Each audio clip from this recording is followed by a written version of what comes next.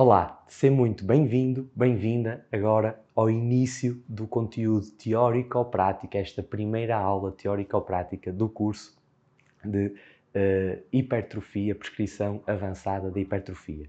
Nesta primeira aula vamos abordar o conceito base da fisiologia neuromuscular e vamos passar por objetivos de aprendizagem como entender a fisiologia como uma relação entre estímulo e adaptação, entender e aplicar o conceito de supercompensação e ser capaz de relacionar os conceitos abordados com algumas decisões práticas no treino. Então, primeiro é importante percebermos que tudo aquilo que acontece no nosso corpo, seja em termos motores, seja em termos fisiológicos, precisa de um estímulo. E esse estímulo é o que me vai permitir ter uma determinada resposta. Neste caso, o estímulo que nós estamos a procurar dominar seria estímulos como tensão mecânica, stress metabólico, dano muscular, para ter a resposta esperada que seria a hipertrofia, o ganho de massa muscular. Então, qual é que será o foco do curso em si? Será ajudar-nos a dominar as variáveis que nos permitem colocar um estímulo que aumenta a probabilidade de obter uma determinada resposta. Para nós percebermos essa relação entre estímulo e resposta, precisamos falar de alguns conceitos importantes, como por exemplo a homeostase ou a homeostasia, que é no fundo a capacidade que o nosso corpo tem ou a necessidade que o nosso corpo tem de se manter em equilíbrio interno. Ou seja, sempre que o meu corpo é colocado num determinado stress, ele está neste ponto de equilíbrio, ele é desafiado a sair dele, o corpo tem depois ferramentas para voltar para o seu ponto de equilíbrio ou, através de uma vertente da heterostase e da supercompensação que nós vamos abordar, tem até capacidade de voltar para um equilíbrio acima. Então, logo a partir daqui temos que perceber uma coisa, que é variabilidade é importante. Porquê? Porque eu quero que o meu sistema saia do equilíbrio para que possa aprender. Isto, no fundo, é um princípio base de adaptação que vamos também explorar mais um bocadinho. O que é que eu tenho que ter em consideração, primeiro de tudo, quando estou a expor o meu cliente, o meu aluno, a um estímulo?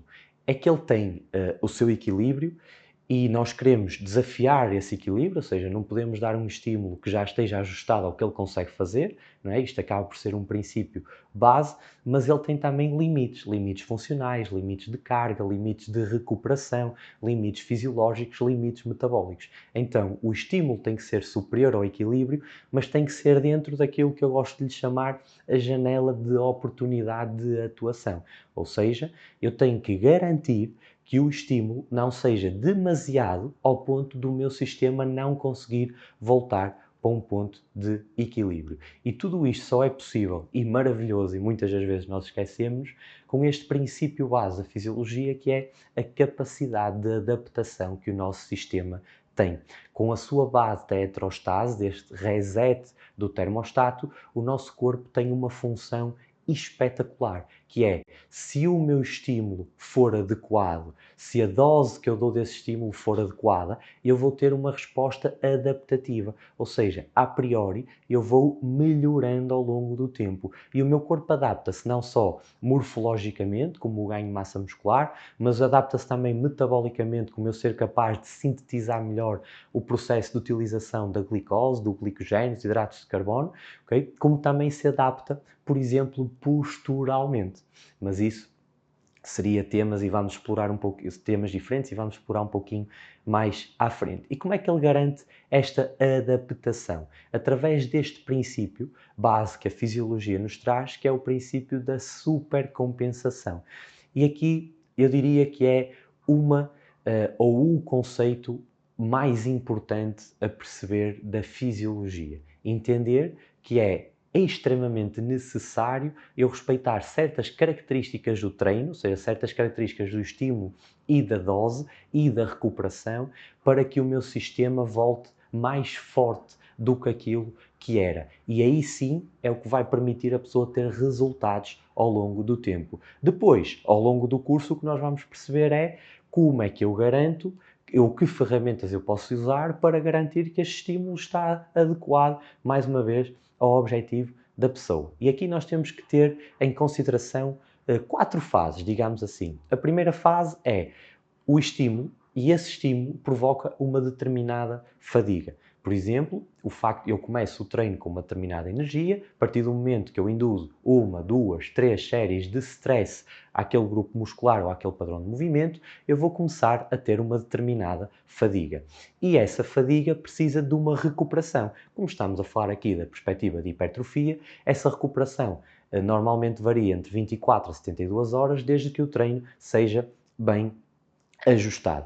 Então, eu preciso de um determinado estímulo para tirar o meu corpo de equilíbrio. A recuperação, que seria aqui a curva a começar a subir, precisa de ser ajustada ao estímulo que eu recebi. Ou seja, se eu tiver uma recuperação demasiado prolongada, ou tiver uma recuperação demasiado curta, eu muito provavelmente não vou conseguir atingir esta tal supercompensação. Então, o que é que seria no fundo, a supercompensação? A capacidade que o meu organismo tem se o estímulo... Olá, sou Ricardo Costa, diretor da Fitness Academy. Estás a ver uma aula da nossa temática do Personal Training. Fico contente que estejas aqui. Ensinar é o que nos move todos os dias. Continua até ao final, vai valer a pena.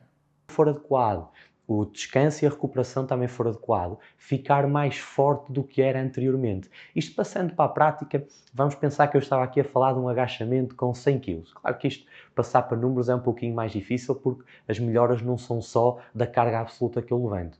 Mas eu levanto 100 kg, sou estimulado a levantar esses 100 kg com um determinado nível de fadiga, descanso 24, 48, 72 horas para voltar a dar um novo estímulo e a priori, quando eu for voltar a dar esse estímulo, eu já não levanto 100 kg, já levanto 100,5 kg, ou seja, eu estou um bocadinho mais forte. Claro que é importante aqui ter consciência que quanto maior é o meu nível de experiência, menor é a evolução que eu tenho neste período de supercompensação, seja de treino para treino, seja de semana para semana ou de mês para mês. Mas há mais duas mensagens muito importantes a trazer com esta vertente da supercompensação. Uma, o estímulo deve acontecer dentro desta janela de supercompensação. A ciência nós depois vai-nos mostrar isto, mas termos aquela ideia, muitas vezes criada no mundo da hipertrofia, de que eu devo trabalhar um grupo muscular por dia e depois só volto a trabalhar na semana seguinte, nesta vertente fisiológica, parece não ser a melhor solução. Porquê? Porque eu não consigo garantir quanto tempo é que esta janela está disponível para que eu trabalhe constantemente esta supercompensação.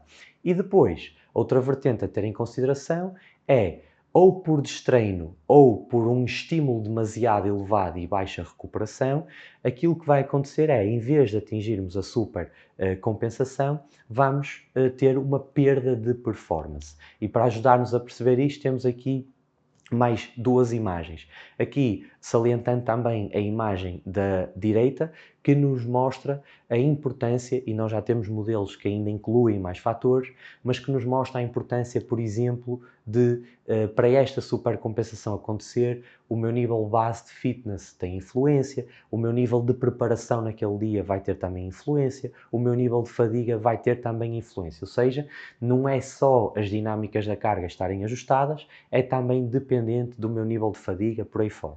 Okay? Nós respeitando isto tudo, nós vamos querer que aconteça a curva verde, ou seja, eu dou estímulos em momentos de supercompensação e ao longo do tempo melhoro significativamente, em vez de estar a dar estímulos ou antes do tempo ou estar a dar estímulos muito prolongados no tempo e posso atingir ou o manter-me numa postura neutra e perder capacidade ao longo do tempo porque não está a ser usado, ou um overtraining, que seria o eu estimular demasiado o sistema.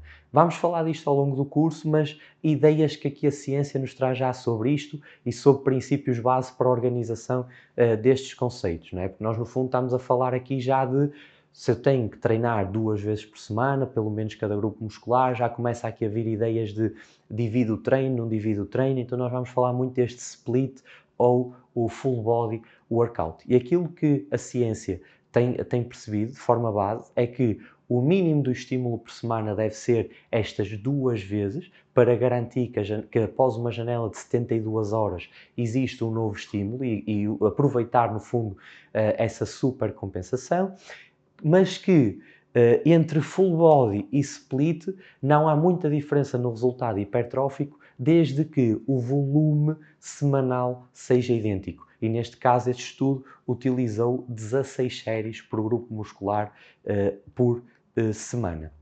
Muito importante termos em consideração, já abordei em cima, mas digo agora novamente, é que quando nós estamos a treinar e a ganhar massa muscular, nós não estamos só a ganhar estética, estamos também a melhorar a nossa saúde e uma das componentes que melhora é, por exemplo, o nosso perfil, o nosso metabolismo da glicose. Okay? Relação com a insulina, relação com a capacidade de absorção da glicose e isso ajuda-nos a ser mais saudáveis para além da componente estética. Conclusões então que podemos tirar desta primeira aula.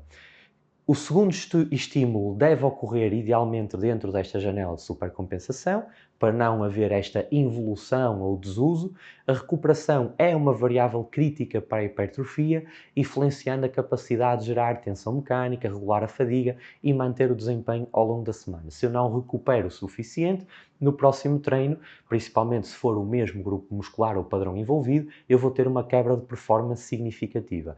E a hipertrofia aumenta a eficiência metabólica, melhorando assim a utilização de substratos. Ou seja, o eu ganhar mais massa muscular vai me tornar também mais eficiente no processo de capacidade de produzir energia, de aguentar esforço, de ir mais à falha, de precisar até de menos tempo de descanso, porque o meu sistema recupera o ATP com mais facilidade.